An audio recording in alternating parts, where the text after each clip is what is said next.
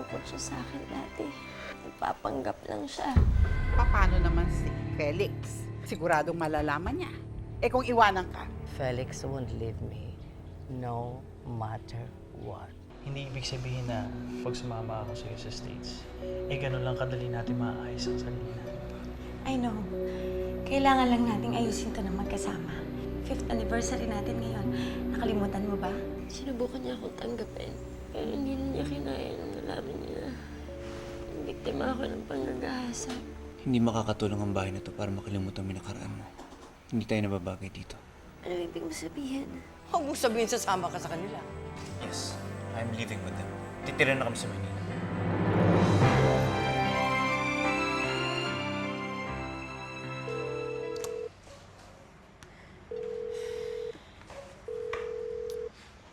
Doesn't pick up his phone. Saan daw ho ba siya nagpunta? Hindi ko alam. Ang sabi niya sa akin kanina, may pupuntahan lang siya. Well, come on. Let's not worry. Mamaya, nandito rin siya. Alam naman niya na 5th anniversary celebration niyo, di ba? Sinabi ko sa kanya na magpapahanda ako ngayon. Pero bakit wala pa siya? Sinasadya niya ho ba to? Hindi naman, of course not. Malay mo, he's buying something special for you. Not to worry. Alam mo, mas maigi pa. Kumain na tayo bago lumamig ang pagkain. Darating din siya. Opo ka na.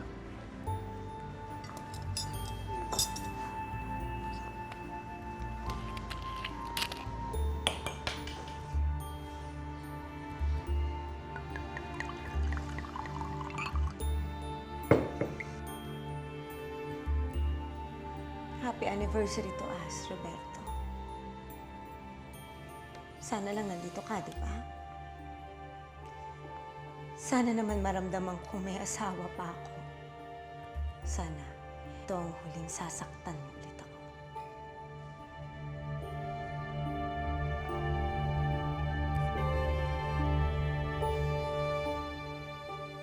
Pagpapalit mo ko sa babae mong yan. Felix, ako ang nagpalaki sa'yo. Musita, sinabi na sa akin ni Melissa ang lahat. And I have decided na ayoko dito itira ang mag-iina ko. Hindi ako galit sa inyo. Pero sana, tanggapin niya si Melissa.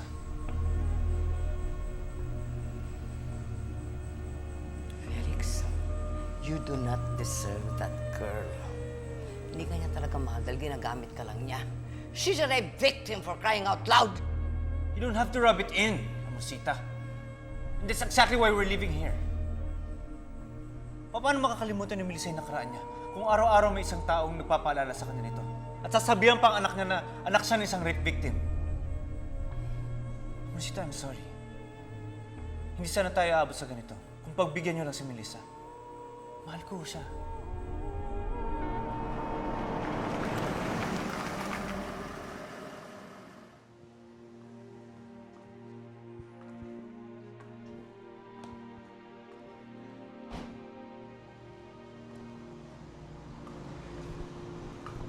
Saan ang gimmick mo? May amnesia ka ba, Roberto? Hindi mo ba naalala na ngayon tayo magsi-celebrate ng anniversary natin? Nagbihis ako para sa'yo. Nagpahanda ako ng special dinner na ngayon, mga maid na lang ang kumakain. Do you think I care about that 10th anniversary? Niloloko mo ba ang sarili mo, Rebecca? Ang tao, nagse-celebrate kapag masaya. Masaya ba tayo? Miserable nga tayo. Kasi ikaw ang may gusto niyan! Pinili mo yan! Binibrainos ka lang ng babae niyan. Let's go. She's using her sorry condition para maagaw ka niya sa akin. Musita, mag-iingat kayo. Dadalaw na lang po ako sa inyo. Felix, please, huwag mo akong iwan. Mag-isa na lang ako sa mundo. Ikaw lang natitirang pamilya ko. Huwag mo kong pagpalit sa babae niyan. Please, iho! Ano na mangyari Sana pag wala ka, lalo akong magkakasakit. Please, don't leave me, Felix, please. Please, I beg you. Felix! Felix! Felix! Roberto, sabi mo mag-umpisa tayo muli. Mukha akong drama. Pasok na ako sa loob.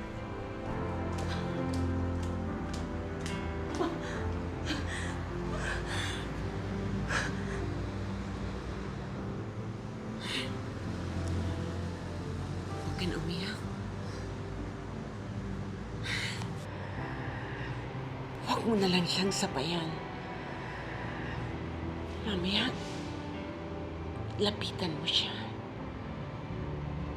At huwag mo na siyang uwahin.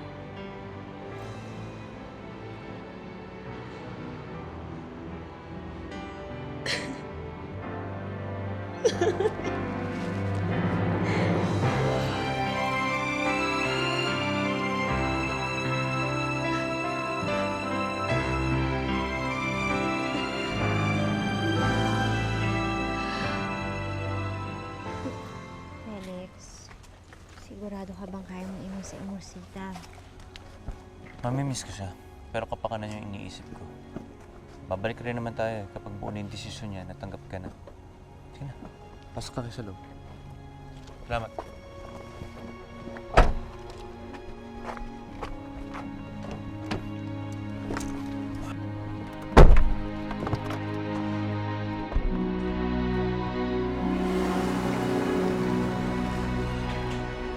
Felix!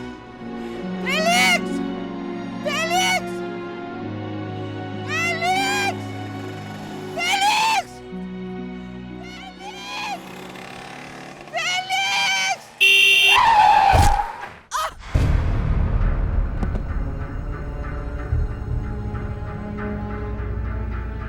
Sa CT scan results niya, negative ang head niya for any severe concussions.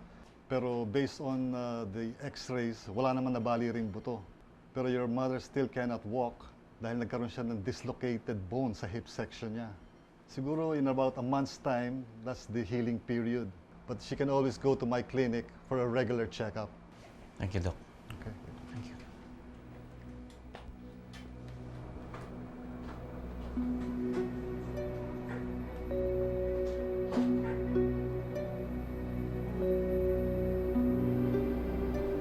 Alex, hindi kita hinabot. Makawala ka rito ngayon. Iiwan mo ba ba ako? Paano na ako ngayon, Felix? Rosita, huwag mo sabihin yan. Nagigilty tuloy ako sa ginawa ko sa inyo. Huwag kong iiwanan ako.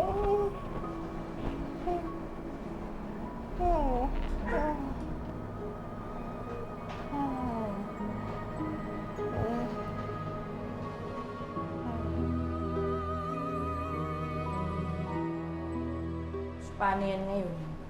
Paano kayo makakaalis dun sa mansyon? Siyempre, ang drama ni Felix ngayon, torn between Melissa and Amorteque. Ending yan, babalik na naman kayo dun sa bahay. Yung luck na. Eh, ano bang gagawin ko? Paano kung gusto talaga ni Felix bumalik sa bahay nila? Kung ako tatanungin mo, ayoko talaga. Pero wala naman ako magagawa kung yan talaga yung gusto niya. Alam mo ba, pinili niya yung nanay niya over the girlfriend. Tapos sasabihin niya, hindi siya mama's boy. Inalagyan nga siya ng pulbos ng nanay niya sa likod eh. Uy, okay ka lang ba? Kaya ka na naman pare, hindi ka naman nakikinig sa mga sinasabi ko eh. Pare, namimiss ko si Melissa eh. Pare, huwag mo na isipin si Melissa. Hindi ka rin naman niya iniisip eh. And plus, si Rebecca nandyan lang. Kung ako sa'yo, ayusin ko na lang kung ano meron sa inyo. Kesa kung ano pa yung mga inihirit mo dyan. Anak, kung nasa ng asawa mo, dapat nandun ka. intindihin mo na lang yung sitwasyon ni Felix dahil kailangan siya ni Ophelia ngayon.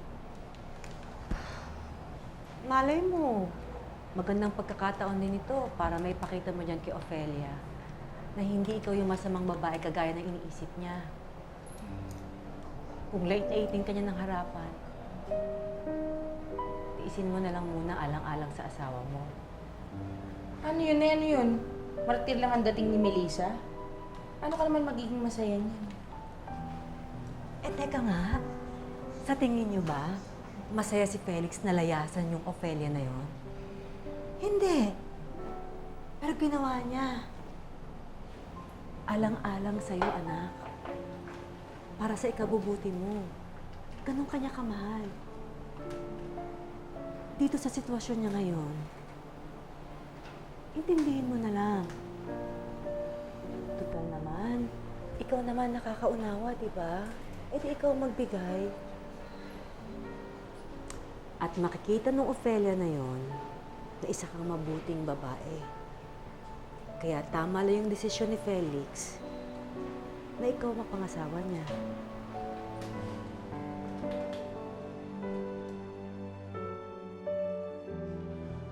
Pare, tingin ko, hindi na maayos ang pagsasama namin ni Rebecca. Kala ko ba, pumayag kang i-workout ulit? Yung plano niyo, di ba pumunta ng States? Sinabi ko lang yun kay Mama para tigilan na niya ako. Ito naman si Rebecca, tumang-tuwa. Perfect gift ako yun para sa anniversary namin. Nakakalimutan ko nga kung kailan ang anniversary namin eh. So ano yan, pare? Ano gagawin mo? Pare, nag-e-expect si Rebecca na pupunta kayo ng States. Bago kami umalis papuntang US, lalayas ako dito. Hindi nila ako makikita. Mapipilitan si Rebecca umuwi mag-isa. Hayop ka! Wala ka pa rin pinagbago! Walang hiya ka! Ang kapal ng mukha mo? Tama na, Rebecca! Bakit iwan sa ere? Ano ba ginawa ko sa'yo para gawin mo sa akin to? Para basusin mo ko? Gusto mo pa ako magmukhang tanga? Kasalanan Mama kung bakit nagmumukha kang tanga eh. Kayo naman nagplano ni Mama nito, di ba? Ba't di kayo magsama sa States? Roberto, please naman. Ano bang dapat kong gawin para mahalin mo ulit ako? Sabihin mo na lang sa akin. Gagawin ko na lang. Gagawin ko lahat.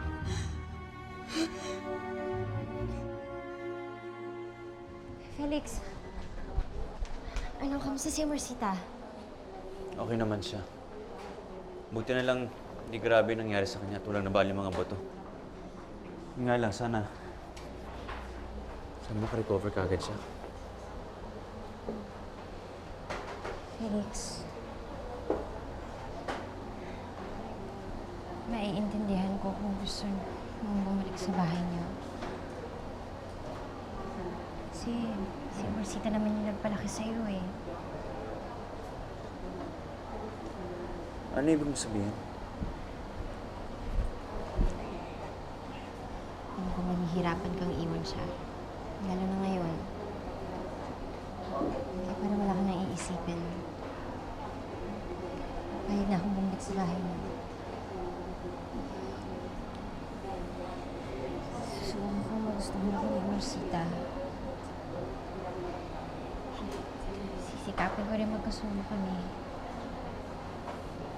Aalagaan ko lang siya para sa'yo. Salamat, Melissa. Sana lang totoo kasi hindi ko na talaga alam kung anong gagawin ko. Pero buti nanggaling na sa'yo yung solusyon.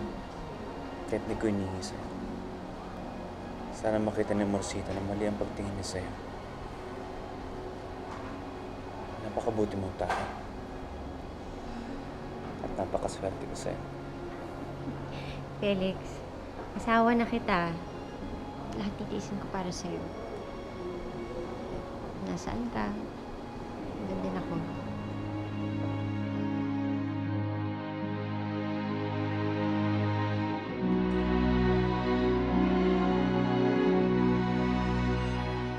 Rebecca, bigyan mo naman ng kahihiyan ng sarili mo. Hindi ka ba naaawa sa sarili mo? Huwag mo nang pag-aksaya ng panahon ng mga bagay na alam mo naman ang sagot. Wala ka nang dapat gawin dahil alam mo tapos na tayo. Hindi kita kayang mahalin. Mahirap bang intindihin yun?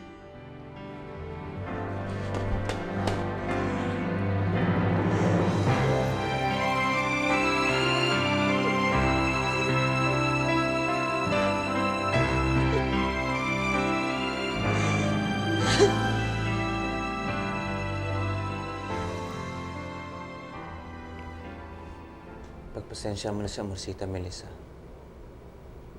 Mahalaga kayong dalawa sa akin. Kaya sana magkasundo kayo. Gagawin ko yun, Felix. Salamat. Paano? Hahatid ko muna si Eva at si Amor sa bahay para makapagpahinga sila. Sabihan ko na lang si Ami na samahan ko muna hanggat di ako nakakabalik.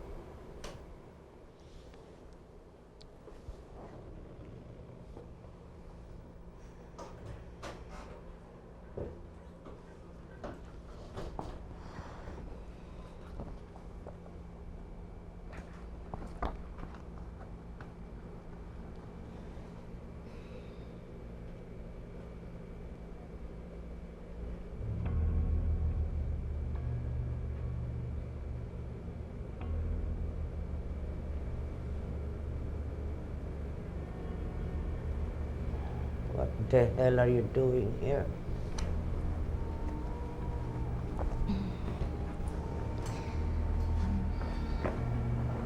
Amorcita, ako na po muna magbabantay sa inyo. Sana po, pagpasensyahan niyo na ako sa mga nasabi ko dati. Bigyan niyo na lang po ako ng isa pang chance. Get my son here. Siya ang gusto ko makita. Wala na po siya eh, kakalabas lang. Nagugutom po ba kayo? Gusto niyo po ba ng mainit na sabaw? Meron po dito. Pakainin ko na lang ho kayo.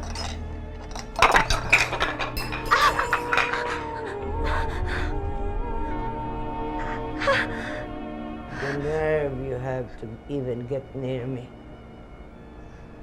Akala mo dahil tinutulungan mo akong kumain, pinagsisilbihan mo ako, nakakalimutan ko na kung anong klase yung babae ka. Hindi kita matatanggap. Ilagay mo yan sa kukuti mo. And apparently, I cannot do that right now. Would you do me a favor? Umalis ka sa harap ko! Get out!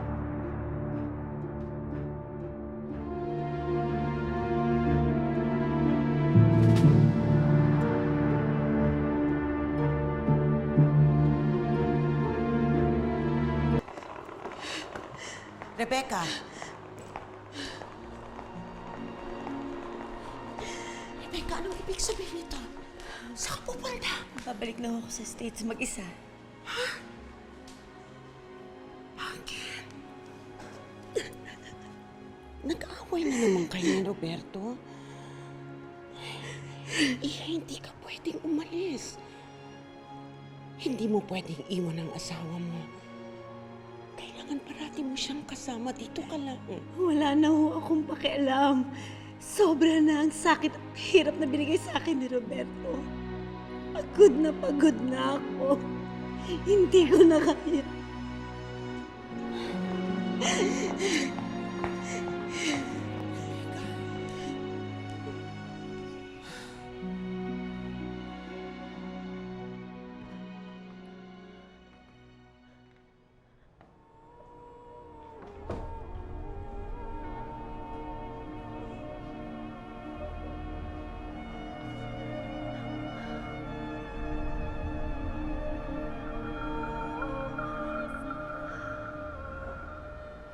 Melissa? Ano nangyari sa'yo?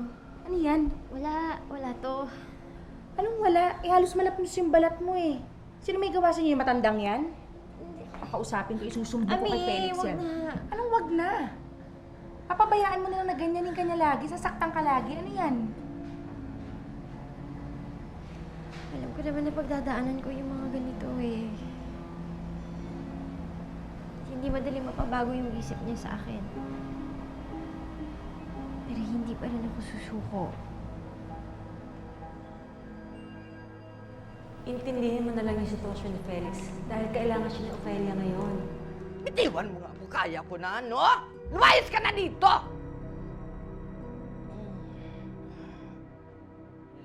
Tigil! Get out! Wala ako nagkakasakit sa'yo eh.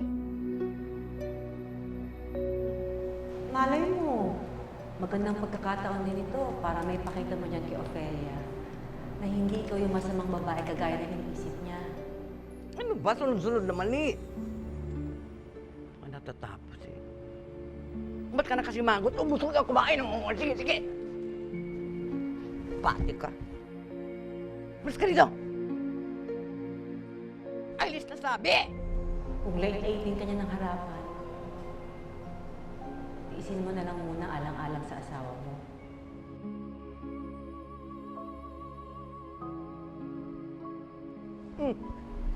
Intindihin mo na lang.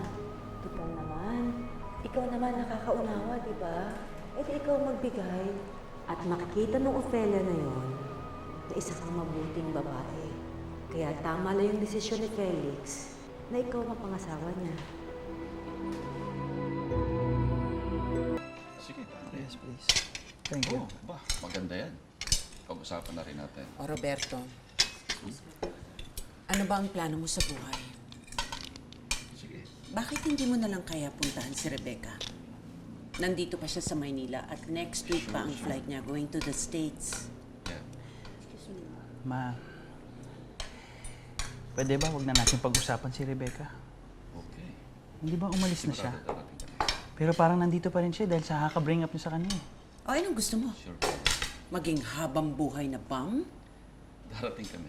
Sige, Padre. Okay, bye-bye. Ang ninong Mario mo, nag-i-invite na pumunta tayo sa 70th birthday party niya. Siya ngayon ang bagong halal na leader ng KB party dito. At maaaring pag-usapan na rin namin yung pipili naming kakandidato sa darating na eleksyon. May napili na ba kayong tatakbong mayor sa Santa Elena? Bakit? Gusto mo ba? Baka kung po pwede, kung po pwede sana yung pwestong yun sa akin. Since nandito lang din naman ako, I'd rather make my stay good. Ba? I'll run for mayor. Magandang balita yan. Sasabihan ko kaagad ang ninong mo. Siyempre, pangarap ng mami mo na maging mayor ka dito. Just like what I was before. I'm just so happy na pumayag ka na rin. The future mayor. Excuse me po, Mercita. Yung gamot niyo po.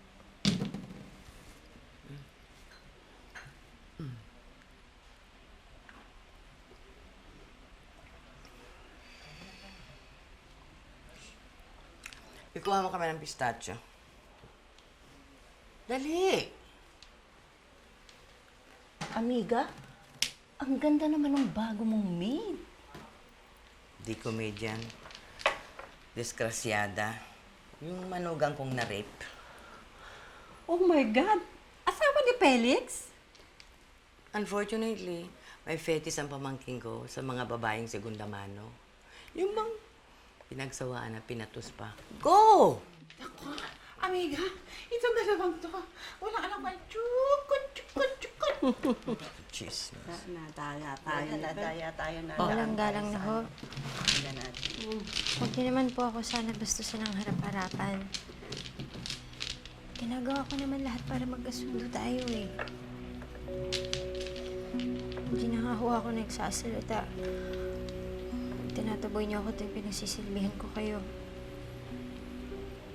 Bakit ka nagsalita ngayon? So sa bibig mo rin lumalabas na peke lang ang pagsilbi mo sa akin? Na kaya mo ito ginagawa para sabing ulirang kang manugang, right? Ang buisit, no? Ano na? Gusto ko lang naman na magkasundo tayo pero ang hirap-hirap. Gusto ko lang naman na magustuhan niyo ako eh. Sana naman huwag niyong husgahan yung pagkatao ko dahil sa isang pangit na pangyayari na hindi ko naman ginusto. Alam mo, Ian, naaawa ko sa'yo. But must you really be part of my family? Ang gusto ko para kay Felix, yung somebody na who's pure and with breeding, at hindi ikaw yun. Kaya kahit uminom ka pa ng dugo at lumaklak ng asido, nothing will change.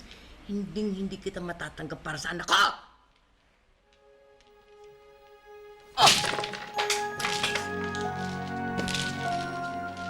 Kawalan ng gana. Diyan ka!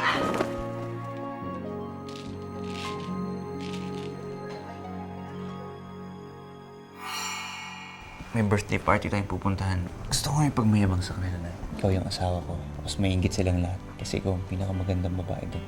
Tumira po ako sa Amerika ng mahabang panahon. But I'm back for good para maglingkod sa inyo. Pero siyempre bukod doon, inaalay ko ito sa isang babaeng nagbigay ng dahilan sa akin para ako'y bumalik dito. She's right over there. Ang pinakamagandang babae dito ngayon. Dapat di ka umalis sa poder ng asawa mo. Baka maghanap ng ibang babae yun. Wala naman daw siya ibang babae.